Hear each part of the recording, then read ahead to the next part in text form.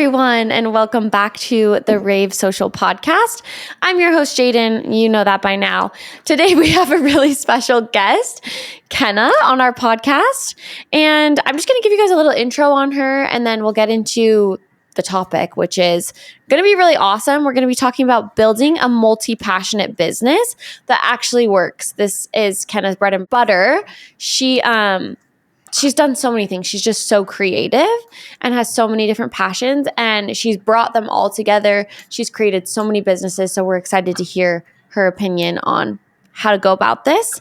But before we get into that, Kenna is a brand strategist, photographer, and yoga teacher who helps women reclaim their true essence and show up with unshakable confidence in life and business. What began as a path in fitness and content creation has evolved into a multi-passionate career rooted in nervous system regulation, somatic expression, and deep transformation. She's the founder of With Love from Kenna. Kenna now supports spiritually led entrepreneurs through personal expansion and brand clarity. Whether she's helping women refine their brand identity, empowering them to be behind the camera, or guiding healing spaces, yoga, breathwork, and retreats, her mission is to help women take up space, express their truth, and find the freedom that comes from coming home to themselves. So there you go. That's Kenna. What's up, Kenna? Period. Hi, thank you so much for having me. And yeah, that introduction kind of sums up. I mean, there's so much that goes into what has brought me here today, but yeah, that pretty much sums up what I do now, and I love all of it. So, yeah, I've been following you for like probably years now, I feel like. And it's been so fun to watch your transformations, like from content creator to social media manager to your yoga. I followed along your full like yoga teacher training in Costa Rica, right? Yeah. And it was amazing. And I just love seeing you shine. So we're excited to have you. Yeah, it'll be great to talk and get into this. I'm excited. Yeah. To kick it off, I just have a question for you. So, what is the difference between being multi-passionate in a way that actually serves your business versus just being scattered and overwhelming to your potential clients? I know clients come to me with this question too. They're like, I like all these things. How do I show up in a way that embodies all of it without being like messy with it?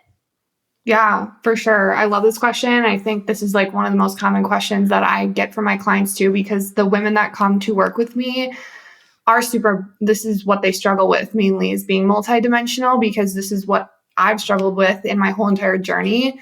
But yeah, I would say that, it's such a gift to have so many gifts and to want to utilize them when it's intentional. But like when you're not grounded, it can come across really chaotic. And the difference it comes down to your delivery. So like for me in my business, it's been mainly like two things, like having systems. So do I have structure in place to keep me on track and to carry myself, but also my clients through the ecosystem of their brand without people being confused, right? Because that's been one of my main downfalls in my business.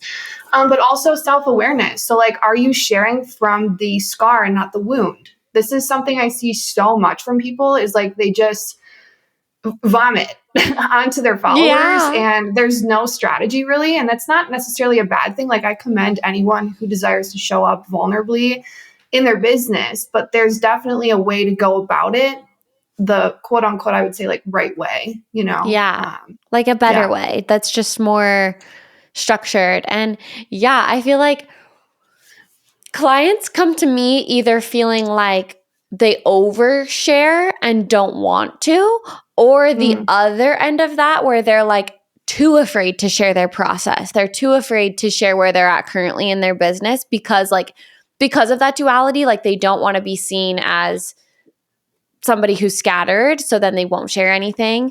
Right.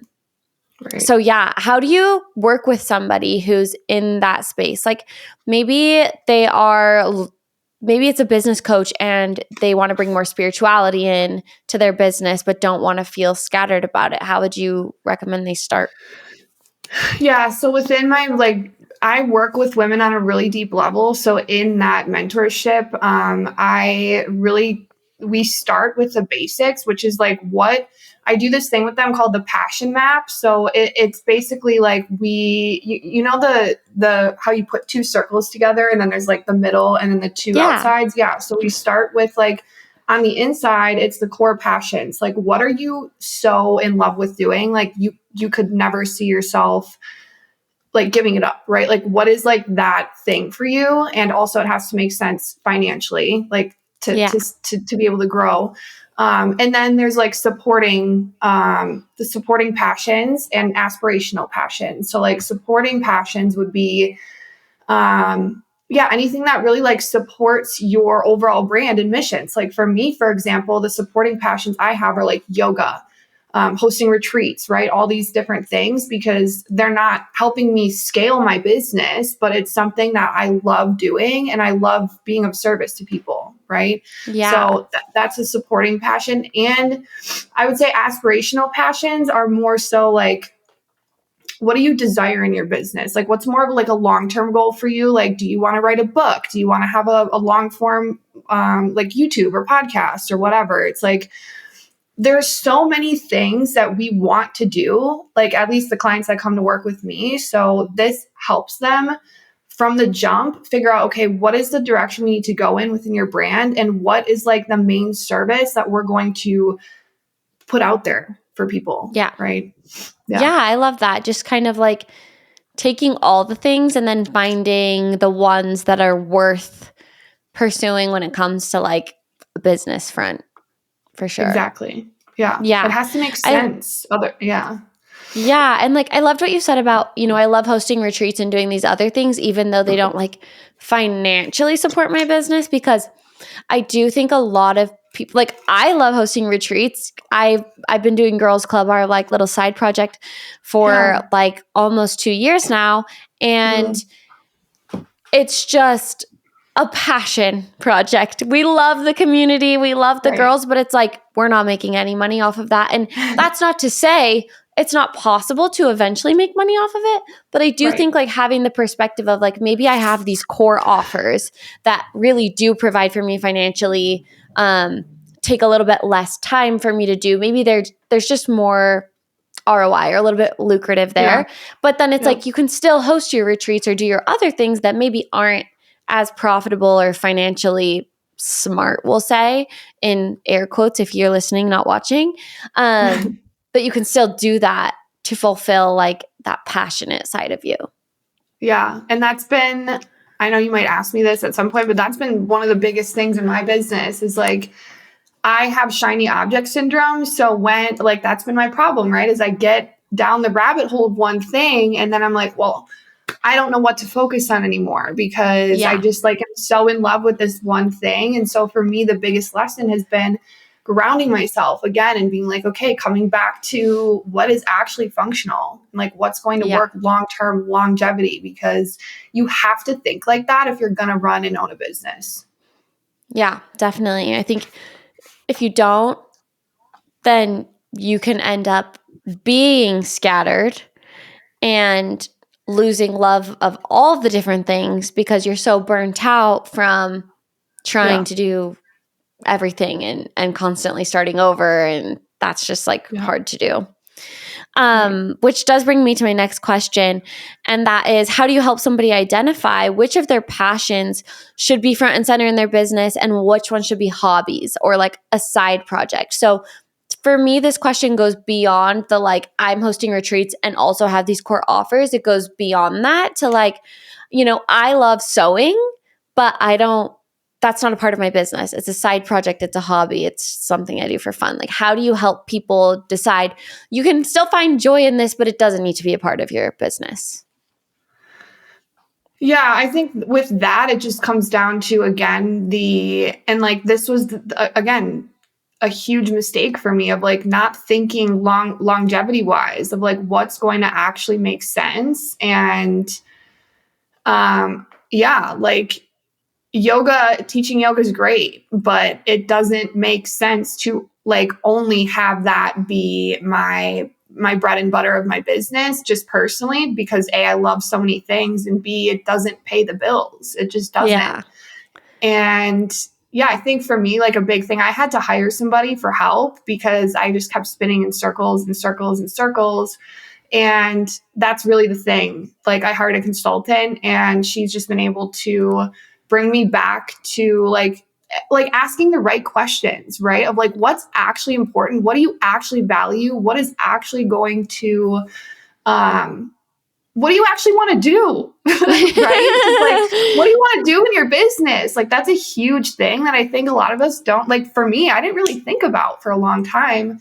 I just was so motivated by the money or, you know, my personal journey. And it's like, thank God that I invested in myself and had somebody ask me those questions, because without that, I'd be like, woo, still spinning around trying to, you know, figure it out myself. And honestly, like, it's miserable doing that when you get to a certain point. Like you do have to just kind of pull the plug. But I would say like, yeah, I learned through having that it's possible to combine all of your passions into a cohesive brand. You don't need 6 different pages to like make it make sense. Or you don't have to water yourself down either. You just need like a clear through line for your audience so that they know what it is that you're actually offering them. Because for me, that's been my biggest thing. Nobody really has known like what I can actually do for them, you know? And that's been like a huge, it's lost me money. Let's say that. And it's not a bad thing because I've been learning about myself the whole entire way and I'm supported, but and then I would say also like that helps you build trust with your audience, because when you have conviction and you have systems, you're like unstoppable, you know? Yeah, that's true. So I'm kind of from like a content side of things. Do you ever feel like people can stray too far from the path? Like we can even use me as an example. Like if I started posting about my sewing projects constantly or something like that, would you say like, don't just go doing that? Like you should have a plan on how that's going to work into your business, or is it fine to kind of share whatever? Yeah, that's a good question. I would say like, for me personally, like I've really learned over the years to only share, like I share again from a place of like storytelling and inspiring my audience, right? Like those are the big 2 things for me that I really feel have helped keep people, because people have followed me because I've created all different pages and had all different types of businesses, and people follow me through that because they trust me. And like, that's the biggest thing. So I would say like when you have trust with your audience, like that trumps all. Like you could share about your sewing project every now and again, and it doesn't fucking matter because your audience trusts you and they're buying from you. Like if you have, you know, if you're seeing success and results, keep doing what you're doing, right? But if you're like, what, if you're all over the place, then I would say honestly, like, yeah, it kind of depends where you are too, right? If your audience doesn't really know what you're doing and kind of where you stand, I would really focus your attention on your story strategy, right? And like what you're actually sharing. You shouldn't just be willy-nilly sharing, you know, sewing, whatever. So yeah, it kind of depends where you're at too. Yeah, I agree with that. I think like definitely depends on where you're at in your business. If you have an engaged and connected following that it knows what you do, like, you know, people know that you're a photographer or they know that you're a business coach for photographers or whatever it is. Like if they know what you do, then sharing a little bit more like fringe things is not going to hurt you. But if they don't know and you're sharing fringe things, you're just going to create like greater confusion. And I think one way that you can kind of gauge that is like, what are your inquiries like? Do you have steady inquiries even when you're not really posting? Right. Because that would mean people do know what you do and you're coming to mind. Like you haven't posted in a week, but you're coming to mind as the go-to photographer or as the go-to coach because you've established that. But if you feel like you can't get inquiries or like sales are really sporadic, then that's probably a good sign that your audience doesn't really know what's going on. Just to give you all a reference point who are listening. So you're not like, well, frick, I don't know. Is my audience engaged? I don't really know. Yeah. I And think that's also, kind of a measurable thing.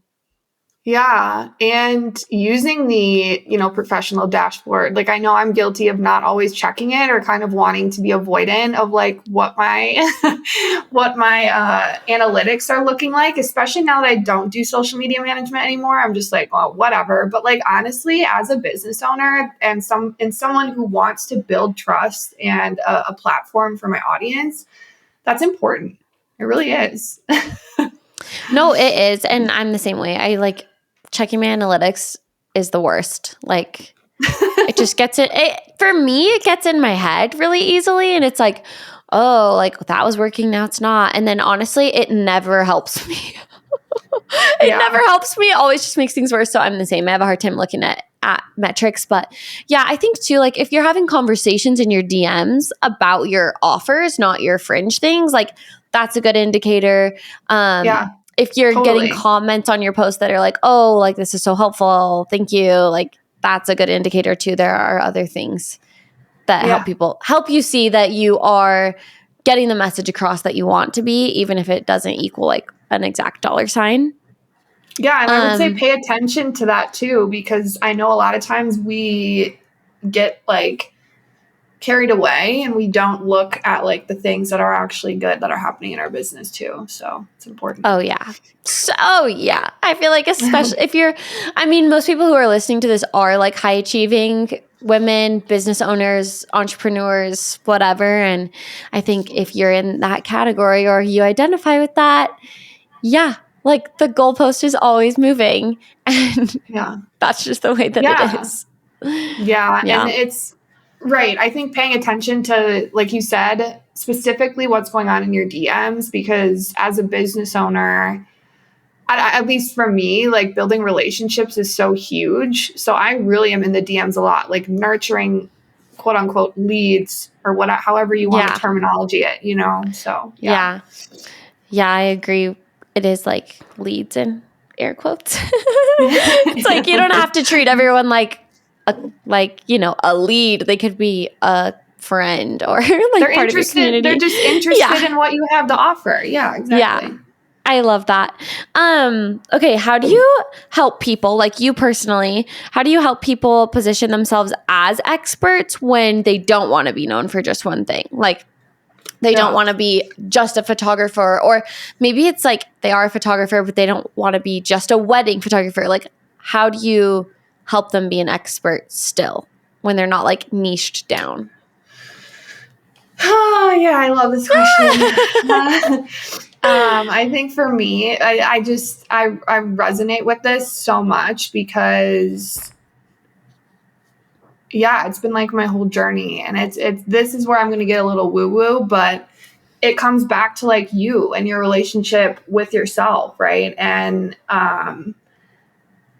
being okay almost with like focusing, you kind of do have to focus on one thing. Like you have to figure out what your main passion is, and you do have to focus in on that if you want to scale a business. That's my opinion anyway, because trying to do so many things, that's why I do what I do now, and I help women in my mentorship, because it never worked for me. And now I know moving forward what works and what doesn't. And it's for a season. And that's what I've had to, remind myself and my clients is like, it's not forever that you have to focus on this one thing. You have to do it and think of it as like, it's helping you get to this place where you can implement more. Cause like for me, I want to host like 4 retreats a year, but I'm not at that point yet because I haven't scaled my business to a place where I can do that. Right. But like when my nervous system is fully regulated and my business is bringing in what I desire, then I can step into that space where I'm like,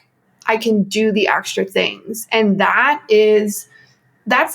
should be your motivation at the beginning of your business, to really nail that thing in. And resisting this and like not allowing myself to just surrender to doing this cost me so much time and results. Like I could have been so much farther by now. And so now that's why I teach other women that they can still do what they love and be multidimensional, but it just comes in like phases, you know? Yeah, like looking at it as building blocks rather than like limitation. Like I'm not limiting myself from doing all these different things.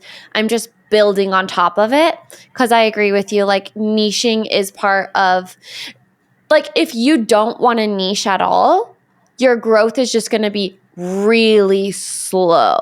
And you're going to have to do a lot more work to convince people that they should work with you.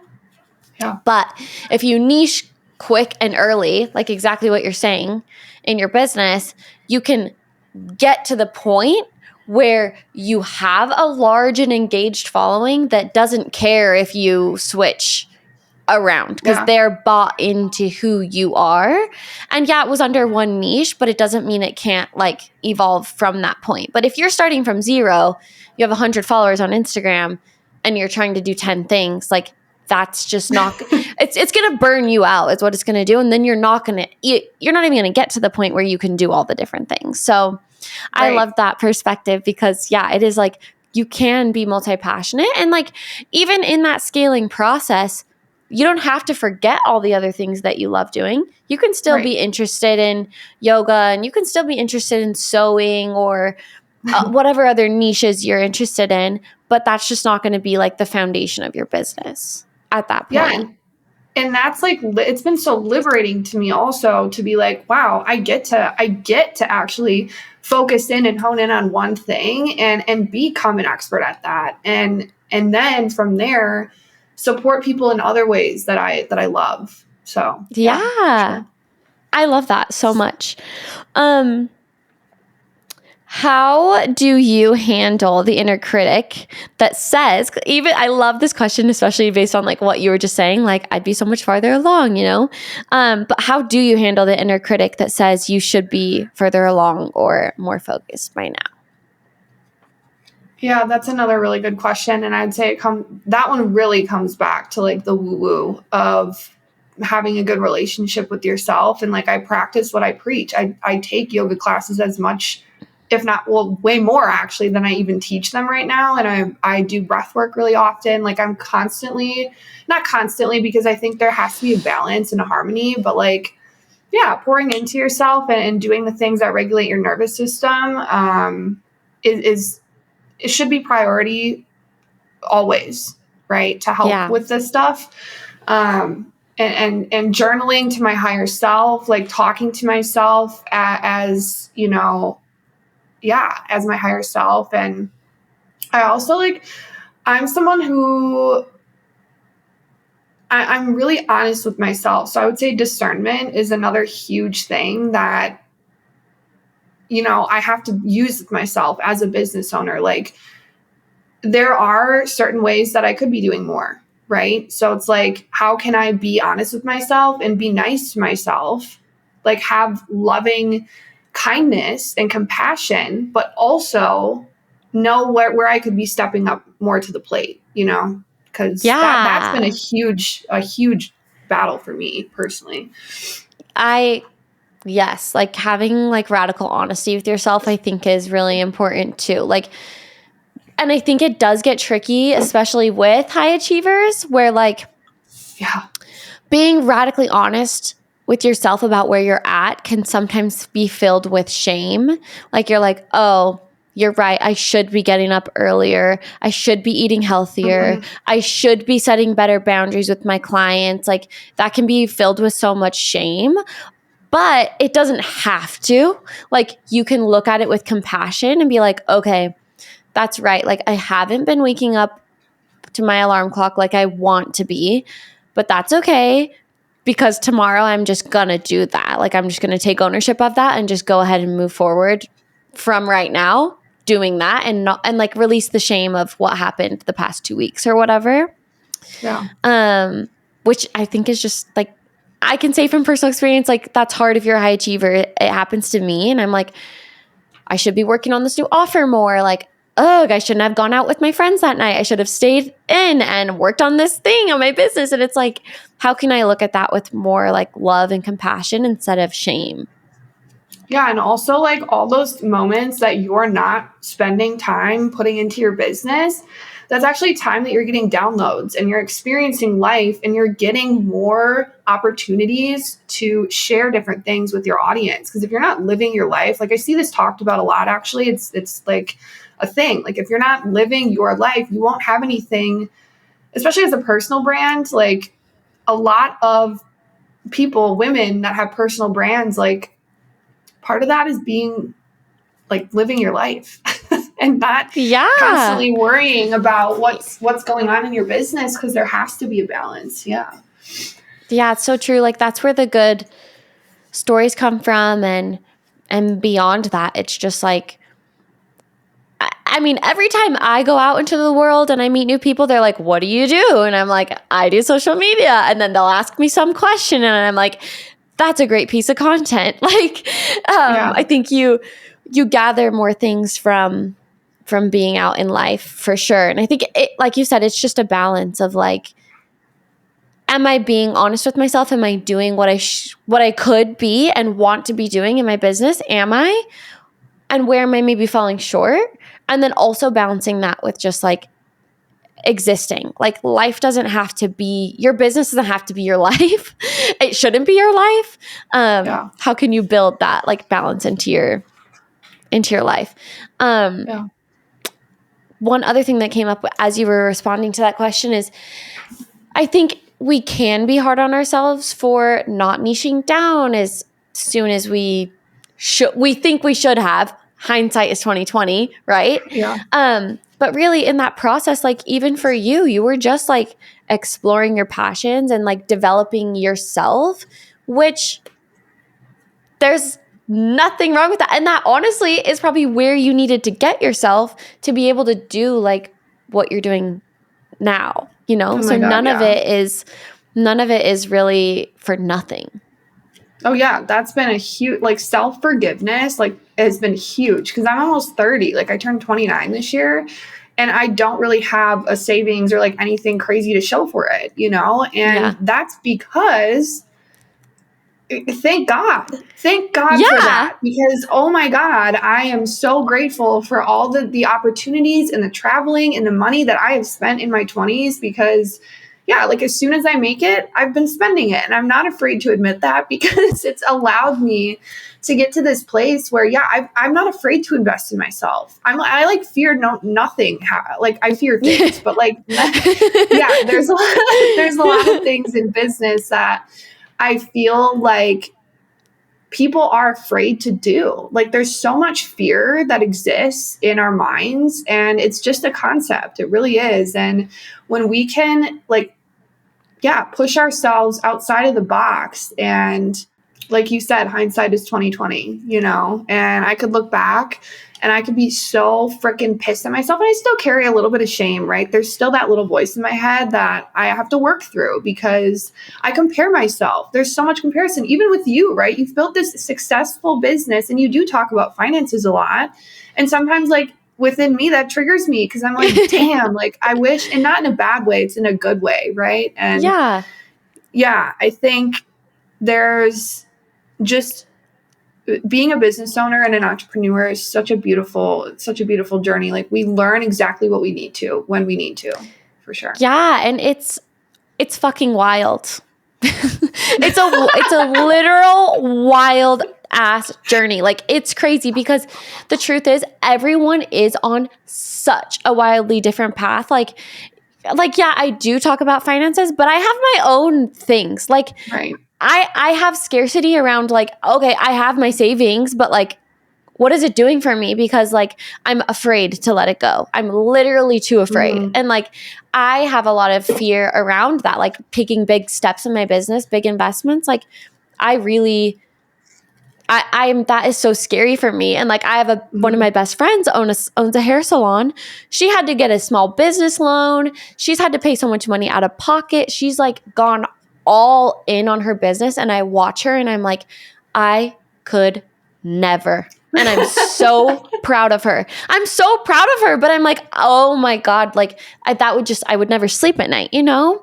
Right. And so everyone is on a different journey, and that's like my nervous system. Like my nervous system is like, a little bit more like cautious, afraid in that way. So it's like everyone is just different on their journey, and it doesn't make it good or bad. Like there's so many experiences that I'm sure I've missed out on, and so many coaching programs and courses. And honestly, my business might even be way farther along and way more scaled if I was more willing to like do big investments, you know? So it's just like everyone's different, and you can't have shame about that. Yeah. I feel like that just holds you back. It does. Yeah. And like, it's okay to feel that. I think that's so important. That's some of the work that I do is like focusing on helping people feel that shit so that they can get out of it and move on. Because if we don't acknowledge that it's there, then what's the point? You know, we're never going to actually heal from it. But yeah, I think like, yeah, shame is such it's not talked about enough, I feel like, and we all carry it as business owners for sure. And especially women. I think women that are business owners are way more susceptible to being stuck in shame and shame cycles because we want to be a good wife. We want to be a good mom. We want to be a good business owner. We want to be wealthy. We want all these different things. And it's like, that's a lot. That's a lot. And like in some places, you're probably going to fall short sometimes. And I think you can just get really stuck in the shame of that. That's so real. Yeah. Like falling short sometimes. And also just like knowing that you're worthy no matter what, you know? Yeah. It actually, this kind of leads me to another question around being like enmeshed with your business, because this is something that like I've been kind of working through. It's come up a lot in breath work for me, but it's like, you know, I am so identified with my business. Like we're enmeshed. We're like this, like I am my business. My business is me. Right. And so then a client wants to cancel and I'm like, oh, I'm a bad person. Like because they don't want to work with my business, then I'm a bad person, you know? How do you help women like separate themselves and be like, yes, I have a personal brand, whatever, I'm involved in it, but I am not my business. Oh yeah, that's so juicy. Now we're getting into juicy topics. Yeah, that's more like you said, right? That came up for you in breath work. And that's really where all the work is done is like in my container, we do a lot of nervous system work. So it's really intimate. It really depends on like what I feel like you need and what would be the best fit for you as my client. But I mean, I do quite a few different things when it comes to like holding space, and it really like, it's so bio-individual, you know, it really depends on like how, like what you're struggling with personally and like how that looks for you. But I would say overall, like knowing that and I think breath work has really helped me with this personally, like knowing that I'm a soul and I have there's so much more to us than just like the 3D realm and like the physical body, right? And like our physical business, like we have a soul, we have like mind, body, and spirit, right? There's so much to us. And when we start to really peel back the layers of the onion, it's like peeling back. We have so many different layers. And it's so potent what happens when you do this inner work, because it's like, you start to have so much more conviction in who you really are. So it's like, yeah, there's this deeper knowing that you know within yourself, yeah, I'm separate from this, right? Like we're all one, but I'm still my own being, my own entity, and I am sovereign. That's a huge thing that I help women with. Is like, and I talk about this stuff a lot in my content because I really believe in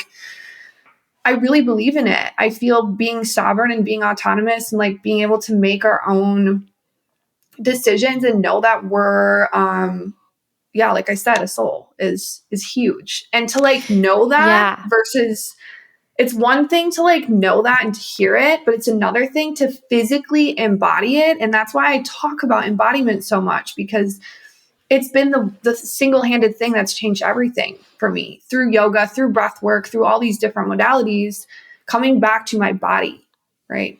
Yeah. It's wild too. Like, we haven't got into this really, but like somatics, breath work, all of that. I had Tay and Claire. Well, I had Claire on the podcast, and then I had Tay and Claire on the podcast, who are my breathwork mentors. And we do a lot of somatics in all of our work with them, a lot of like tapping, toning, pounding, whatever, like all that kind of stuff.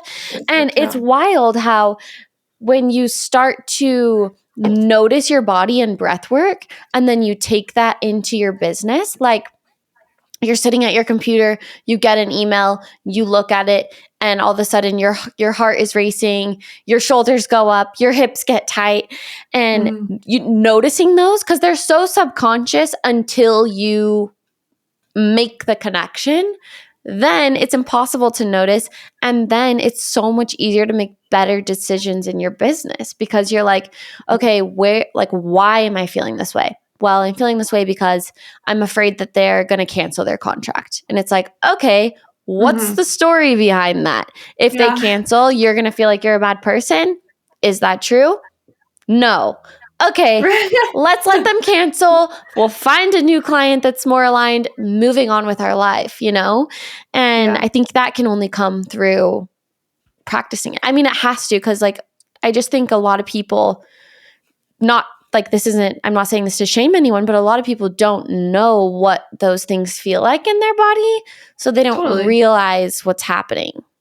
Totally. And there's, like I said, there's a difference between like knowing it, but then actually embodying and like feeling it in your body, and feeling the like hunching, right? And these different things, because every day it's such a journey. And two, I think this brings up a really interesting point of just like, not even just with emails or like stuff on the back end, but also like your front facing content, like how you appear to your audience, right? Like these are things I dive into with my clients, because there's so much fear around being witnessed in their fullest expression, right? And so with the photography work I do and like all the branding stuff, it's like, that's why the nervous system and like the embodiment piece is so huge, because I find that a lot of women get stuck in their minds. And they create all these stories. Oh my gosh. It reminds me of the stories you just posted a few days ago. You're kind of you took your audience through like your different basically eras of business, and you were showing like, I took these branding photos because like that's what the top people in my industry were doing. And I looked at the photos and I was like, I have photos that are just like that. And it's funny because later today I actually have like a branding shoot that feels so like me, but it's all like, I was never even it never even unlocked in my brain that I could do branding photos the way that I'm about to do them tonight, And I'm like, it's because I honestly just wasn't there yet. Like I could only see myself through the lens of like, honestly, how people perceived me. Like I wanted to be perceived as like this, like poised social media manager, when really I'm fucking unhinged and like silly and goofy and want to do cartwheels in a field. Like that's who I really am, which you don't see that in my content. And I'm like, we need to like, this needs to be like more aligned. But I loved that, because when I saw your photos and I saw myself in them, I was like, this is so true. Like it's scary to be seen authentically. Because what if people are like, why is she doing that? Yeah. And that comes back, right. And that comes back to your relationship with yourself, right? Because if you don't accept yourself fully and you don't love yourself and all these things, like it sounds so corny, right? But it's so true. Like if you don't love yourself first, you're going to think that everybody else is judging you or hating you or whatever else. And like, that's why conviction is such a huge piece to my brand and what I talk about. And it's embodied for me because I've learned it personally. So, yeah. I love it. And it sounds so simple. It's like, just let people see who you are. But like, I think there's also an element to it that it's like, well, when a phone is in front of you, you just behave differently. Like anyone does. And it takes training to be like, okay, I'm ignoring the fact that there's like a camera here. I'm just going to be myself. Like, I think that's a big thing too. Like when it comes to social media content, it's like hard not to be, it's hard not to like put yourself in a perception bubble because you know how people are going to see you. Yeah. And I think that comes down to, again, it sounds annoying because I keep repeating it, but like conviction and knowing that you have something that's worth it to share, right? Like you have so much belief in yourself. You're like, I don't give a F how I'm perceived, but I got a message that I need to share with the world, And that's, again, like, that's how I help women. And like, I feel like you do this as well within your business, is just like helping people grow in this way where it's authentic, right? And like not phony, because that's how you're actually going to build a brand. I see you talk about that all the time. So yeah, it's true. I mean, it's like, I do feel like that's where I help my clients, because the way I structure my content creation and strategy is through talking to them. Like we get on hour-long phone calls and I just literally talk to them, and like I hear their stories, I ask them questions, and that's how I pull out, what the content should be. Because like, even for me, when I'm creating my own content, I can get in that perception, like echo chamber of like, is this going to be perceived the way I want it to be or whatever? Because it's my business. I'm involved. I'm the one trying to say the message. And that's what happens to my clients. But then when they have me to be like, well, here's the story that you told me, they're like, right. Oh yeah, like that is actually what I was trying to say. But for some reason, when I was trying to write it as a carousel, I couldn't do it. Yeah, exactly. Same with my clients. Like when I'm writing them content stuff, they're like, whoa, like, how did you do that? Like you were in my head. I'm like, yeah, because I just listened to you and what you want. Right. I know, it's funny because sometimes I'm like, that's what you said. Like those were your words. They were never mine. No, but that's why, like, when it comes back to investing, right? And like having that outside perspective that sees the light in you and like what you desire to bring to the world. There's so much magic in that, Yeah. I just barely hired. I just invested in what? Oh my God, Kaylee from Reveal Studio Co. I don't know why that just like, I couldn't get that in my brain. But she's incredible. And I just hired her to do some sales page stuff for my signature offer, because that exact thing was happening to me. Like I'd go to try to write this and I'm like, this offer kicks ass, period. Like I don't know what else to say. Like I literally, like, I'm just like, it's awesome. Bye. Like, but that doesn't sell, right? That's all I want to put on the sales page, but that doesn't sell. So like I had to have her come in and help me. And then she's reading me this like sales page outline and I'm like, oh yeah, like, no, that is like what it is. Yeah, but like I just couldn't do it. Yeah, I kid you not, I cried. I was in tears on the floor when my consultant sent me my first phase of my audit of my business. I was like, this is what I've been like, it's so it's just so powerful when someone sees you in a way that you just, it's like a mirror, basically. Yeah. Yeah. And you just can't see what you can't see. But right. I love that. Yeah. Is there anything else that you wanted to share? I feel like the only thing we didn't talk about is what does a successful, multi-passionate business actually look like day to day? Like how do you get to all the things? I think that's a funny question because for me, I was laughing when I read this question because I'm like, that's something that I'm definitely still refining because I am in a phase right now in my business where I would say like I said, I hired my consultant. We're moving into this rebrand phase. And now this is like the last time that I'm doing that so I can hit the ground running. And with that, it's been really helpful because I'm going to be implementing a full-on like full-time content strategy, like, threads, Instagram, email lists, like all the things. And with that, when it comes to starting that, I'm going to need to really nail down like a morning, midday, and afternoon kind of schedule for myself. Because right now it's just so flowy. Like I've been really like, I am so masculine driven. So I'm like very action driven. I'm determined, I'm motivated. But for the last like year that I've been growing like the photography side of my business and been really into retreats and like my personal journey, I've just been so flowy. And that's again why I needed help, because I'm like, I need somebody to give me direction, because it's hard, to be honest. This is one of the things that I struggle with a lot, because there's so many distractions, right? There's scrolling, there's, getting up and getting a snack, right? Or like cleaning the house. Like, no, literally, it's so bad. And I'm like, now that I'm so self-aware, I'm like, every time I'm doing something to distract myself, I fucking know it. And I'm like, okay. Okay, I'm being avoidant. I know. Like, I know. I'm still going to clean out this closet though. Yeah. So I would say like, ideally, waking up and pouring into myself, right? Like that's the number one thing. Meditation, yoga flow, whatever it is. And like me, like I'm ideally trying to get up with the sunrise and like be on a circadian rhythm.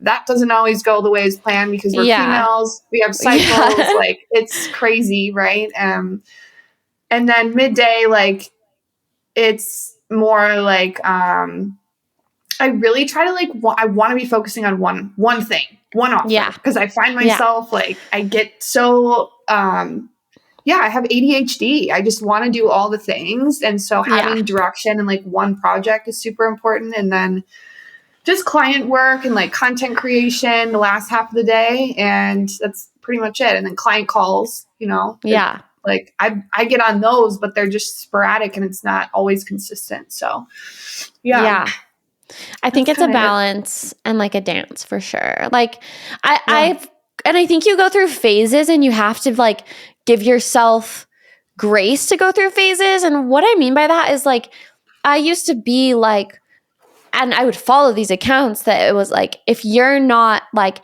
fucking like structured AF, like every single day you do this, like the 5 a.m. club, which like I'm literally not going to be in the 5 a.m. club. Like goodbye. I don't want to be in it. But like I followed people who were like that, and it was like grind, hustle. And I was like, whoa, I love to work hard, but that is like, to me, prison. Like if I'm going to do that, I'm going to go get a 9 to 5, because the way that you're forcing yourself to do this routine every day, that's jail to me. Yeah, like that's jail. So I'm like allowing yourself to like ebb and flow. Like there are going to be times when you feel like maybe it's the winter for you, maybe it's the summer for you, whatever, where you feel like, I love getting up at 7:30. I have this structured routine. I love my day being like perfectly planned out. And then you're probably going to have phases where like that doesn't feel good, and you need to sleep in a little bit more, or you need your days need to be less packed. Like you're going to go through things like cycles like that. And I think giving yourself grace for that, and knowing that even those people on the internet that are like, go, they are also doing that. They are also doing that. And like let yourself do that. And if they're not, that's concerning. Like we should be concerned for them. And it's like, are you not, this isn't like to shame people who like literally do have OCD, but like, are you doing that out of like an OCD thing where you're like, but I can't function in a negative way? Or are you doing that in a way that's like filling your cup and like fueling your soul instead of like have to kind of a thing?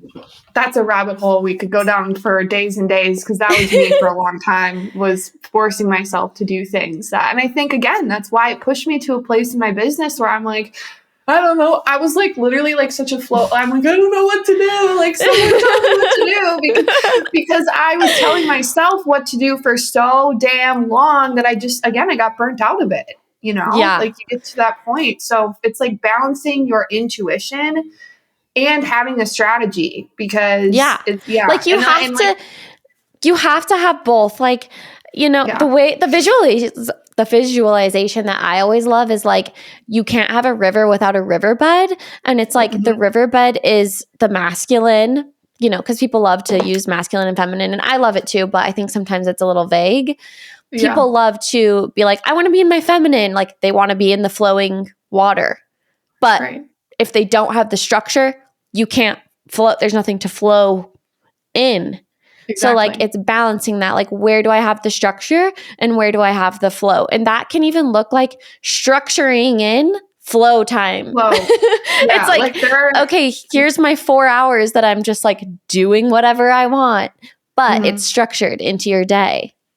Yeah. And that's so powerful and liberating. Like there's even, I don't know if you've heard of this, but some people like kind of like to structure their business based on like the days of the week in astrology. So like I know Monday is like lunar day, like Tuesday, I don't know what all the days are, but you can do that. And I also feel like that can also become, again, like what we're saying, there needs to be a balance because you don't want to get too caught up in doing that thing and feel like, well, this is what works, so I need to do this, like be flexible.